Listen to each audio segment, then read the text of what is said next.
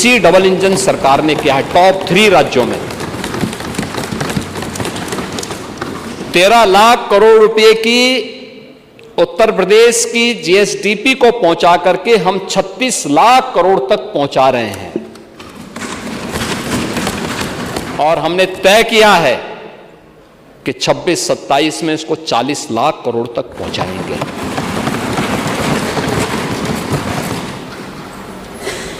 Perception change हुआ है। अब 2017 के पहले कोई भी व्यक्ति रहा होगा, कोई भी व्यक्ति रहा होगा तो उत्तर प्रदेश का कोई भी नौजवान था, कोई भी नागरिक था, किसी भी तबके का, कोई व्यापारी हो, उद्यमी हो, कोई भी रहा हो, वो देश के अंदर जाता था, उसके बारे में अच्छी धारणा नहीं होती थी। लोग शक की निगाहों से देखते थे। और आप लोगों ने तो कुछ जनपदों को ऐसा बना दिया था कि उस जनपद के नाम पर लोग होटल में कमरे नहीं देते थे, धर्मशालाओं में रहने की व्यवस्था नहीं करने देते थे, नहीं रहने देते थे। लेकिन आज मैं कह सकता हूं कि हमारे उत्तर प्रदेश का नागरिक देश के अंदर और दुनिया के अंदर कहीं जाता है तो दुनिया गौरव से चेहरा, सामने वाले का चेहरा चमकता है। अच्छा, उत्तर प्रदेश से ये परसेप्शन, ये जो परिवर्तन आया है, ये सरकार की नीतियों के कारण, स्पष्ट नीति और शुद्ध नियत के नाते ये परिवर्तन देखने को मिला है। और इसी परिवर्तन का परिणाम है कि हम लोगों ने उत्तर प्रदेश को आज देश के अंदर टॉप 3 राज्यों के अंदर पहुंचाया है। और मैंने इसलिए कहा आप स्वस्थ रहें, क्योंकि उत्तर प्रदेश जब $1 ट्रिलियन की इकोनॉमी बनेगा तब देश का टॉप की अर्थव्यवस्था उत्तर प्रदेश होगा। इस दृष्टि से हम लोग इस बजट को इस माननीय सदन में प्रस्तुत किए हैं।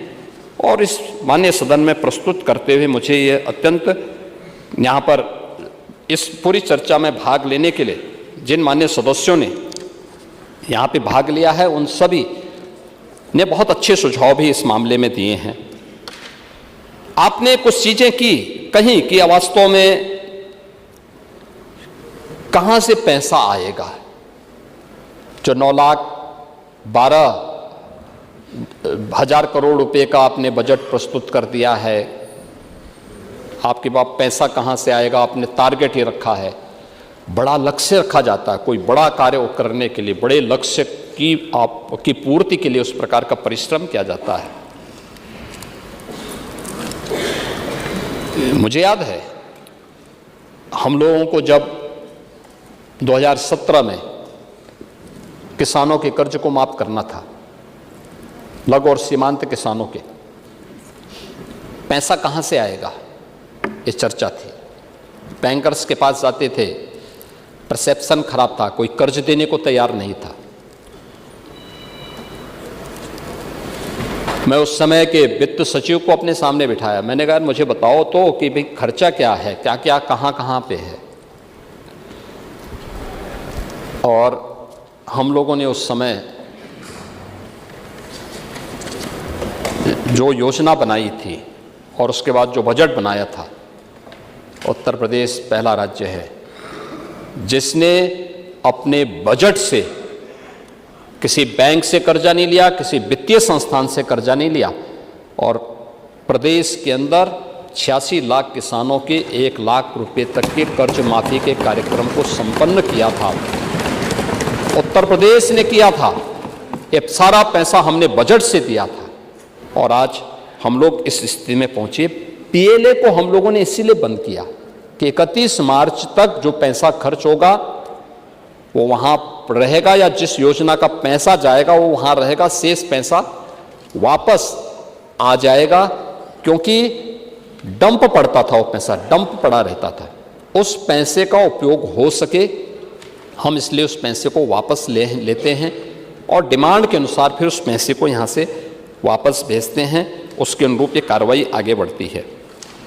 हम लोगों ने इस बारे में इस बात को, यानी जो यहाँ पे मैंने पहले भी कहा कि जो कुछ कल जो यहाँ पे एक अधिनियम पारित किया है माननीय सदन ने FRBM से संबंधित रिजर्व बैंक की गाइडलाइन के अनुरूप, ये रिजर्व बैंक की गाइडलाइन है किसी भी राज्य के लिए, और उसी को उत्तर प्रदेश फॉलो भी कर रहा है कि हम लोग FRBM की उस अधिनियम के अंतर्गत ही हमारे ऊपर कोई भी कर्ज हो और हमारी जो वित्तीय अनुशासन हो उसके अनुरूप हो।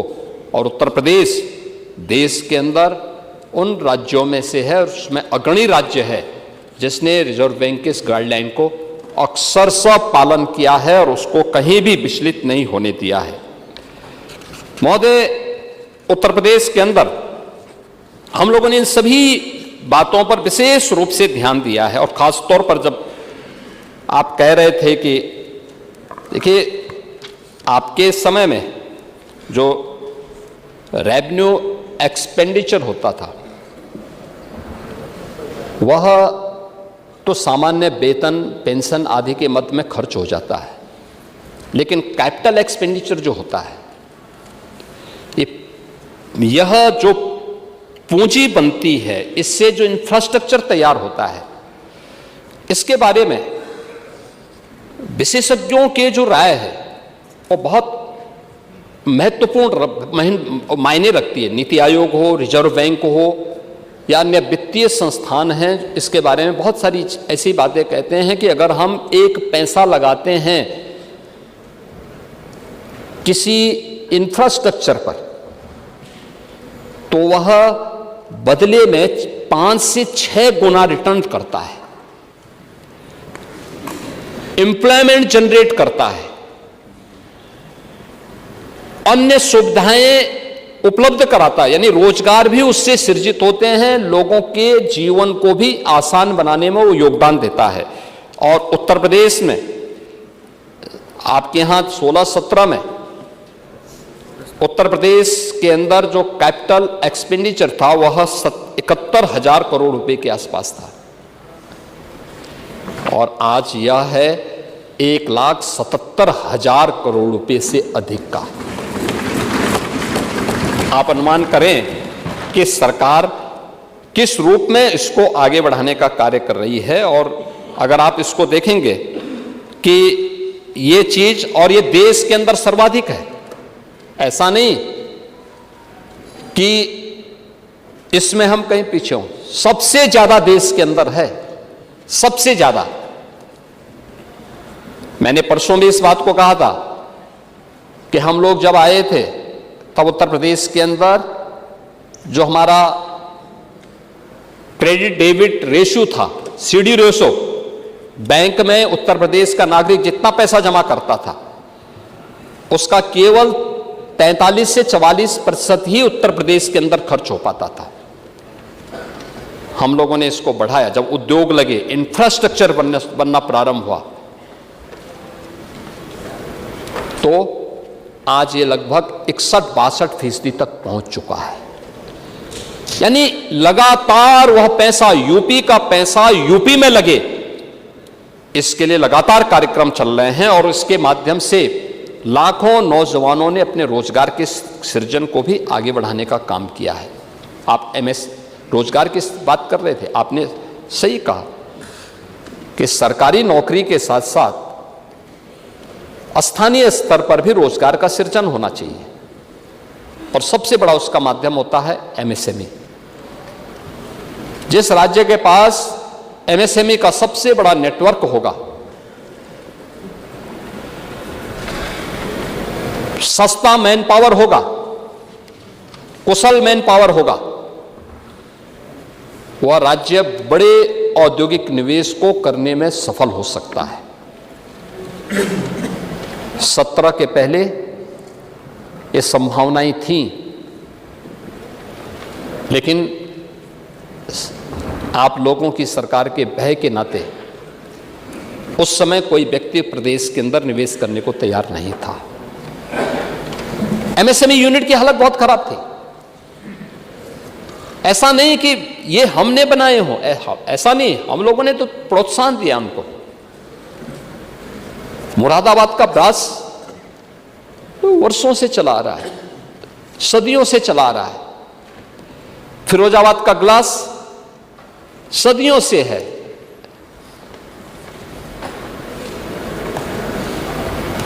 ब्लैक पॉटरी आजमगढ़ का सदियों से चली आ रही परंपरा है। गोरखपुर का टेराकोटा सदियों से परंपरागत चली आ रही परंपरा है। भदोई की कालीन सदियों की परंपरा है। लेकिन ये सब हताश और निराश थे।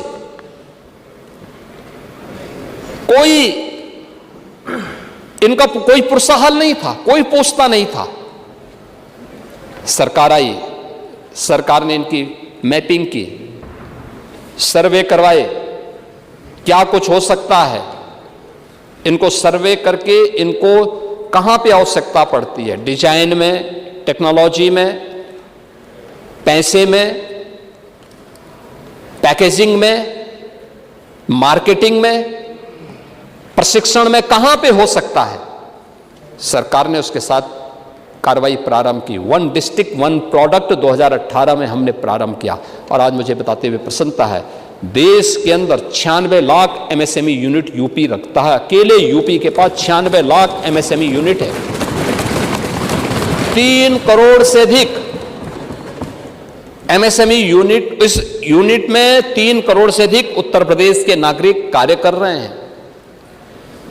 उससे रोजगार उनको प्राप्त हो रहा है, स्वरोजगार उससे प्राप्त हो रहा है। हर एक एमएसएमई यूनिट को हमने रजिस्ट्रेशन की व्यवस्था की और हर एक एमएसएमई जो उसने रजिस्ट्रेशन कराया है उसको 5 लाख रुपए की सुरक्षा बीमा का कवर राज्य सरकार उसको उपलब्ध करवा रही है। 5 लाख का ये उत्तर प्रदेश के अंदर हुआ है। दूसरा, परंपरागत रूप से भी जो हमारे हस्तशिल्पी और